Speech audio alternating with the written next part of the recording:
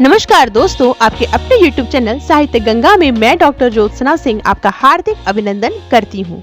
दोस्तों, आज मैं आपके लिए छायावाद के महाकवि जयशंकर प्रसाद जी द्वारा रचित महाकाव्य कामायनी के निर्वेद सर्ग से तुमुल कोलाहल कविता लेकर उपस्थित हुई हूँ।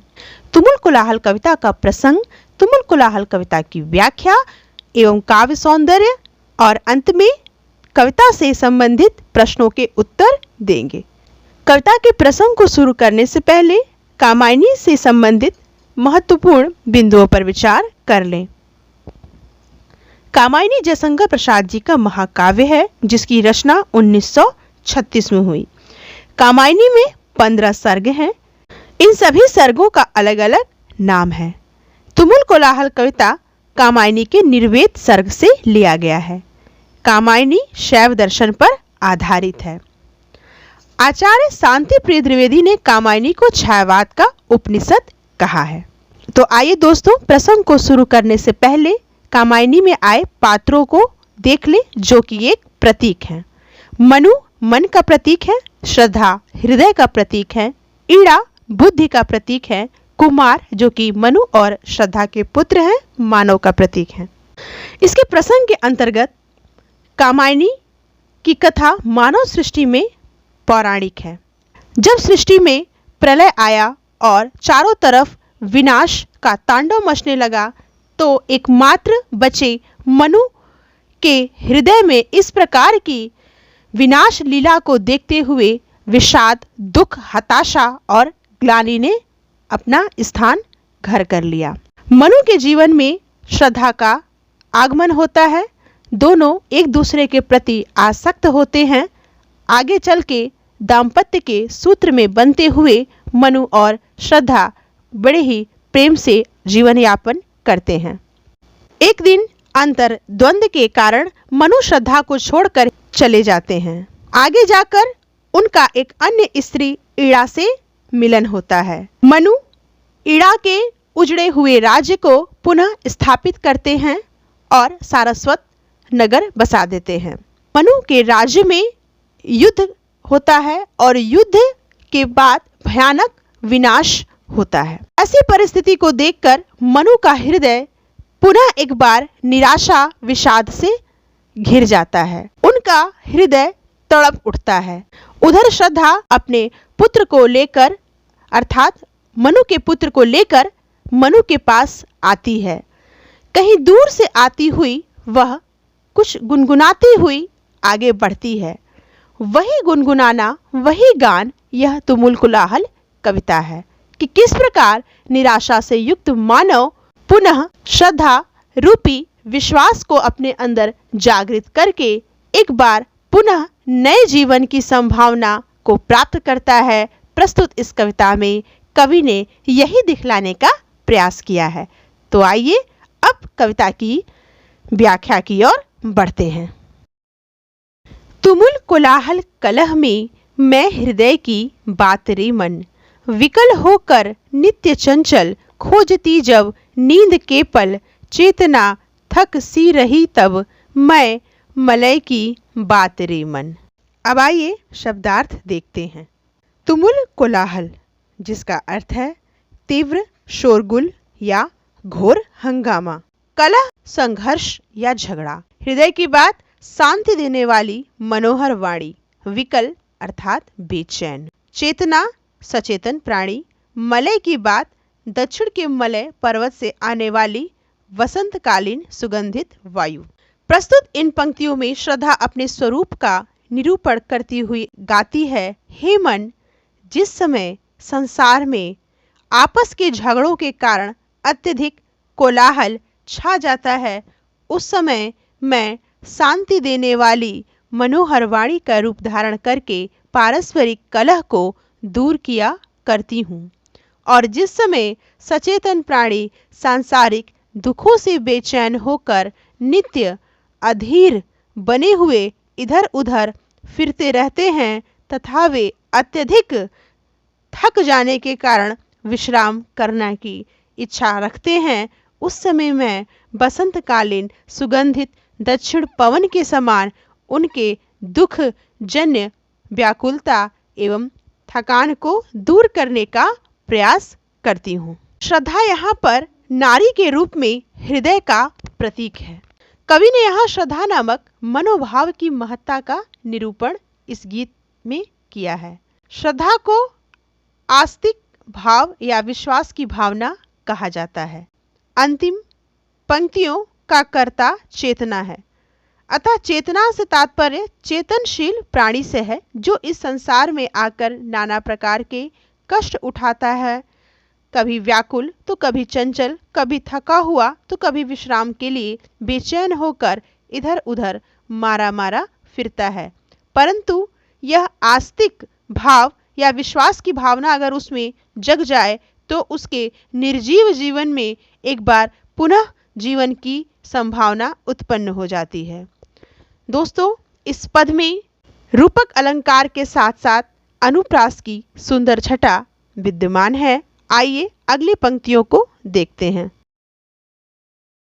चिर विषाद विलीन मन की, इस व्यथा के तिमिर वन की, मैं उसासी ज्योति रेखा कुसुम विकसित प्रात रे मन।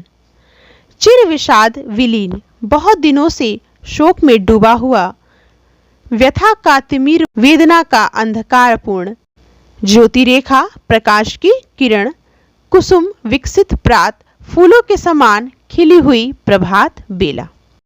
इन पंक्तियों में श्रद्धा कहती है, प्राणियों का जो मन बहुत दिनों से शोक में डूबा रहता है, जिस पर वेदना अर्थात दर्द इस प्रकार छाया रहता है कि जिस प्रकार घने वन में अंधकार छाया रहता है, तब हे मन, उस शोक एवं वेदना को दूर करने के लिए मैं प्राणियों के हृदय के अंदर इस तरह उत्पन्न होती हूँ, जिस तरह घने अंधकार को दूर करने के लिए फूलों के समान विकसित प्रभात काल में उषा की प्रकाशमयी किरण उत्पन्न होती है। इन पंक्तियों में यहाँ पर कवि ने श्रद्धा को प्राणी मात्र का निराशा, वेदना, संताप, दुख आदि को दूर करने वाली बताया गया है। यहाँ व्यथा के तिमिर वन में रूपक अलंकार है और उषासी ज्योति रेखा में उपमा अलंकार दिखलाई देता है। अब आइए अगली पंक्तियों की ओर बढ़ते हैं। जहाँ मरु ज्वाला धधकती, चातकी कन को तरसती, उन्हीं जीवन घाटियों की मैं सरस बरसात रे मन। अब आइए सबसे पहले कठिन शब्दों के अर्थ को देखें। मरु ज्वाला रेगिस्तान में व्याप्त ग्रीष्म की प्रचंड गर्मी, ग्रीष्म ऋतु की प्रचंड गर्मी तथा वेदना की तीव्र आग। चातकी पपीहा की स्त्री। कन अर्थात पानी की बूंद। जीवन घाटियां अर्थात जीव रूपी पर्वत की घाटियां। सरस अर्थात जल सहित आनंदपूर्ण रसमयी। यहाँ पर श्रद्धा कहती है, जिस तरह पर्वत की घाटियों में वर्षा न होने के कारण रेगिस्तान की सी प्रचंड गर्मी फैल जाती है और वहाँ पर चातकी स्वाति नक्षत्र में बरसने वाले जल की एक एक बूंद के लिए रात दिन तरसती रहती है, उसी तरह जब प्राणियों के जीवन में वेदना की तीव्र आग धधकती रहती है और उनकी आत्मा आनंद के एक एक कण को प्राप्त करने के लिए तरसती रहती है, तब मैं उन प्राणियों के जीवन में आनंद की वर्षा उसी तरह करती हूँ जिस तरह पर्वत की घाटियों में वर्षा काल के अंदर जलवृष्टि होती है। यहाँ जीवन घाटी में रूपक और सरस शब्द में श्लेष अलंकार दिखलाई देता है। आइए अगले पद की ओर बढ़ते हैं। पवन की प्राचीर में रुक, जला जीवन जी रहा झुक, इस झुलसते विश्व दिन की मैं कुसुम ऋतु रात रे मन। कहीं कहीं विश्व दिन की जगह विश्व वन की भी चर्चा आती है। अब आइए कविता में आए कठिन शब्दों के अर्थ को देखें। प्राचीर अर्थात चार दीवारी। जला जीवन अर्थात वेदना की आग से जलता हुआ व्यथित जीवन। झुक अर्थात दीनहीन होकर। अब आइए इसकी व्याख्या को देख लें। पवन की प्राचीर में रुक, जला जीवन जी रहा झुक। जिस तरह गर्मी के दिनों में जब हवा चलनी बंद हो जाती है और गर्मी की प्रचंडता से सभी मनुष्य अपने प्राचीर अर्थात चारदीवारी या घर में बंद होकर गर्मी से जलते हुए अत्यंत दीनहीन होकर जीवन यापन करते हैं। ऐसे झुलसते विश्व दिन या ऐसे झुलसते समय में या स्थान में जब रात्रि के समय ठंडी हवा चलती है, उस ठंडी हवा की तुलना कुसुम ऋतु से कवि ने किया है, क्योंकि कुसुम ऋतु से तात्पर्य बसंत ऋतु से है, जो कि गर्मी से पहले आती है। तो उसकी याद करते हुए उसी ऋतु के समान ठंडी हवा जब चलती है तो मनुष्य का तप्त शरीर शीतल और आनंद से परिपूर्ण हो जाता है। श्रद्धा कहती हैं कि हे मन, वो मनु को संबोधित करते हुए कहती हैं कि हे मन, प्राणवायु के लिए बने हुए इस प्राचीर अर्थात आपके इस शरीर में, जो कि आत्मा की वेदना से जल रहा है और अत्यंत दीनहीन जीवन व्यतीत करता है, मैं तुम्हारी वेदना को दूर करने के लिए, तुम्हारी झुलसती हुई आत्मा को सुख और आनंद प्रदान करने के लिए ठीक उसी प्रकार बसंत के ऋतु के समान प्रवेश करती हूँ और तुम्हें शीतलता और सुख और आनंद प्रदान करती हूँ। वेदना की समता ग्रीष्म की आग से और श्रद्धा की समता कुसुम ऋतु रात से कवि ने यहाँ पर किया है। प्रस्तुत इन पदों में रूपक का अतिशयोक्ति अलंकार एवं अनुप्रास की सुंदर छटा दिखलाई देती है। अब आइए कविता की अंतिम पंक्तियों को देखते हैं। चिर निराशा नीरधर से प्रति छायायित अश्रुसर में मधुप मुखर मरंद मुकुलित मैं सजल जल जात रे मन। आइए इन पंक्तियों में आए सबसे पहले कठिन शब्दों के अर्थ को देख ले।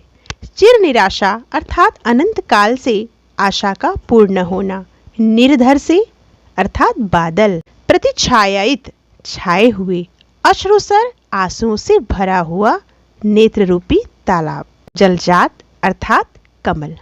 प्रस्तुत इन पंक्तियों में श्रद्धा कहती है कि जिस तरह किसी सरोवर के ऊपर बहुत दिनों तक बादल तो छाए रहते हैं परंतु कभी वर्षा नहीं होती और वर्षा न होने के कारण उसका जल घट जाता है और कमल सूख जाते हैं, उसी तरह वेदना से दुखी प्राणियों की आंसुओं से भरी आंखों में जब लंबे समय से निराशा छाई रहती है, जिससे उनकी संपूर्ण सरसता, प्रसन्नता, उमंग और उल्लास सब कुछ समाप्त हो जाते हैं, तब ही मन मैं उन प्राणियों के हृदय में उत्पन्न होकर उनके मन को आशा से गुंजायमान करती हुई उनके हृदय को सरस बनाकर उन्हें प्रसन्नता से खिला देती हूँ।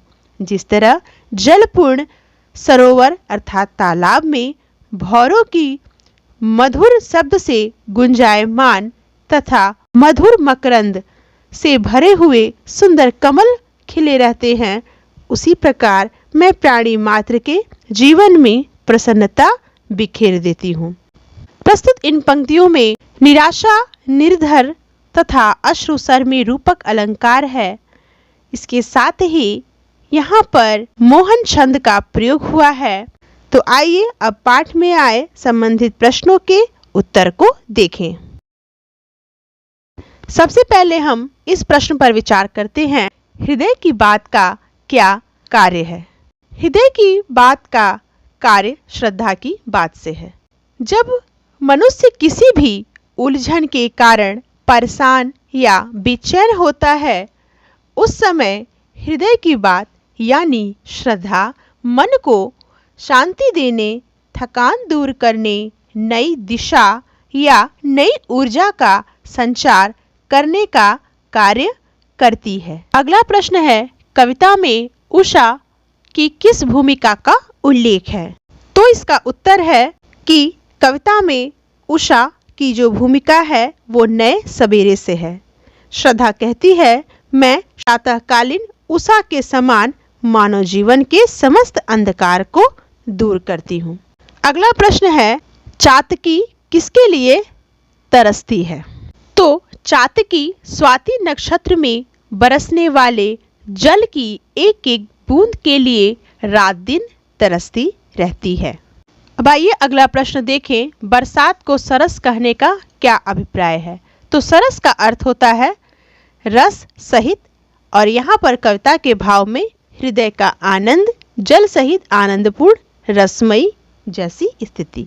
इस कविता में श्रद्धा कहती है कि जब प्रचंड गर्मी से रेगिस्तान धधकता रहता है और चातक पक्षी पानी की बूंद के लिए तरसता है, तब अगर बरसात होती है तो वह बरसात आनंदमयी रसपूर्ण होती है, जिससे हृदय तृप्त होता है।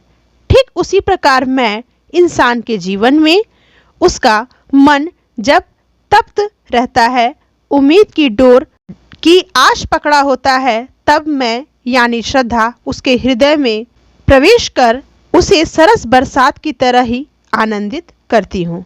अब आइए निम्न पंक्तियों का काव्य सौंदर्य देख लें।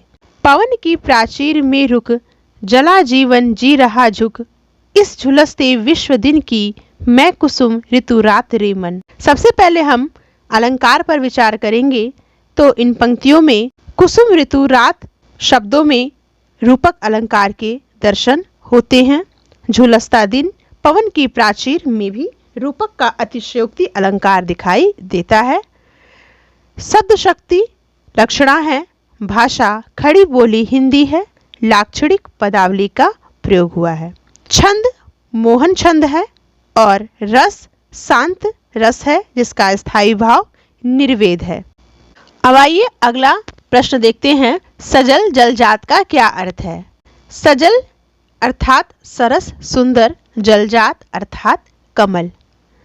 यहाँ श्रद्धा कहती है कि मैं उन प्राणियों के हृदय में उत्पन्न होकर उनके मन को आशा से गुंजायमान करती हुई उनके हृदय को सरस बनाकर प्रसन्नता से इस प्रकार खिला देती हूँ मानो सरोवर में कमल खिले हों।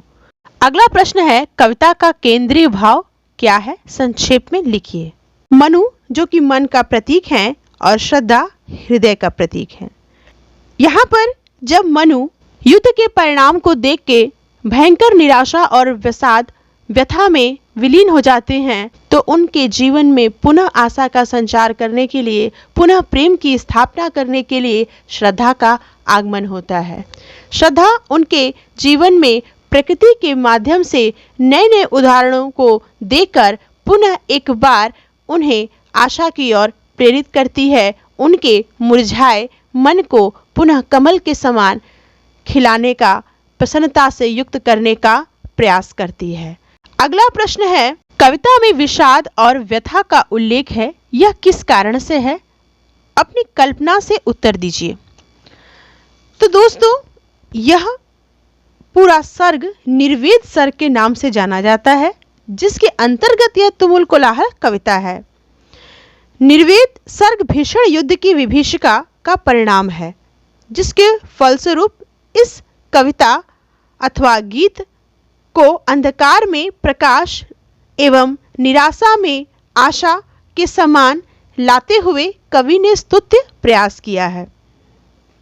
यहाँ व्यथा एवं विषाद, व्यथा अर्थात परेशानी और विषाद अर्थात दुख, इन समस्याओं से घिरा मानव को श्रद्धा के प्रति, उसके आगमन के प्रति सचेत करते हुए एवं उसके मुरझाए मन को पुनः सींचते हुए नवीन चेतना का विकास करते हुए दिखलाया गया है। अब अगला प्रश्न देखते हैं। इस कविता में स्त्री को प्रेम और सौंदर्य का स्रोत बताया गया है। आप अपने पारिवारिक जीवन के अनुभवों के आधार पर इस कथन की परीक्षा कीजिए। तो आप लिख सकते हैं कि जयशंकर प्रसाद जो कि वास्तव में प्रेम और सौंदर्य के कवि थे, ऐसे महानायक के माध्यम से इस प्रकार के महाकाव्य को लिखना ये कोई बड़ी बात न थी। स्त्री को प्रेम और सौंदर्य का प्रतिमान कहने के पीछे कवि का छायावादी दृष्टिकोण भी था। स्त्री प्रेम की सकारात्मक मूर्ति है। वो माँ, बहन, पत्नी, पुत्री हर रिश्ते को प्रेम के माध्यम से ही निभाती है और प्रेयसी के माध्यम से सौंदर्य के आईने में अपने प्रिय को अपने साथ जोड़ के रखती है। तो दोस्तों, उम्मीद करूंगी प्रस्तुत कविता का भावार्थ एवं काव्य सौंदर्य, उसके साथ ही संबंधित प्रश्नों के उत्तर आपको समझ में आ गए होंगे। अगर कहीं किसी प्रश्न में आपको कोई समस्या उत्पन्न होती है तो आप कमेंट करके मुझसे पूछ सकते हैं। अतः दोस्तों, आपसे आग्रह है कि आपको यह वीडियो पसंद आया है तो इसे लाइक करना न भूलें और साथ ही अपने सहपाठियों के साथ इसे शेयर करना भी न भूलें। आप मेरी चैनल पर पहली बार आए हैं तो चैनल को सब्सक्राइब करिएगा और बेल आइकन बटन जरूर दबाइएगा ताकि आने वाली सभी नई वीडियो की सूचना आपको ससमय मिल जाए। दोस्तों, बिहार बोर्ड से लेकर यूजीसी तक की हिंदी पाठ्यक्रम में उपस्थित बिंदुओं पर जो वीडियो बनी है उसे भी आप प्लेलिस्ट में जाकर देख सकते हैं। तो जल्द मिलते हैं अगले वीडियो में अगले बिंदु पर। तब तक के लिए धन्यवाद। जय हिंदी, जय भारत।